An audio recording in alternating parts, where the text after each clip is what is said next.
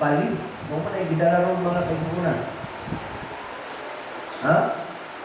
Ang iglesia mao ang haligi, pilar, and foundation of truth.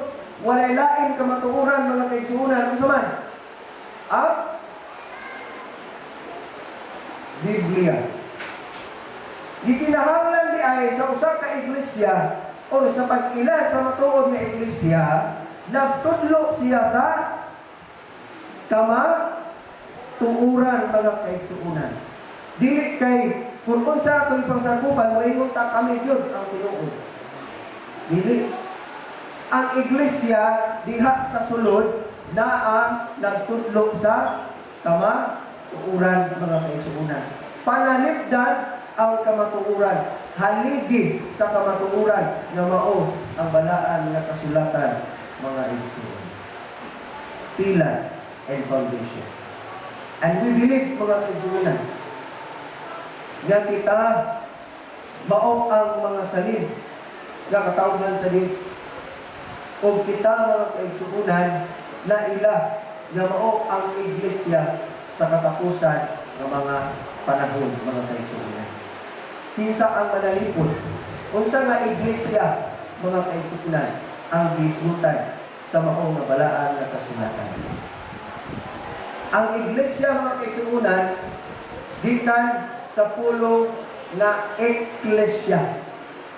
Eklesia. No? Bot pasabot, ang meaning anak mga kaigsuonan, the called out ones. Mga tinawag mga igsuon. Iglesia, mga tinawag. Kinsa ang iglesia nga gisgutan sa Biblia nga manalipod mga kaigsuonan sa kamatuoran? Itawag man siya the called out ones, mga taong tinawag. Kinsa man na?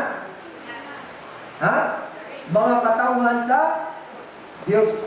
Ang gihangyo sa Ginoo na manalipod sa kamatuoran mga igsuon.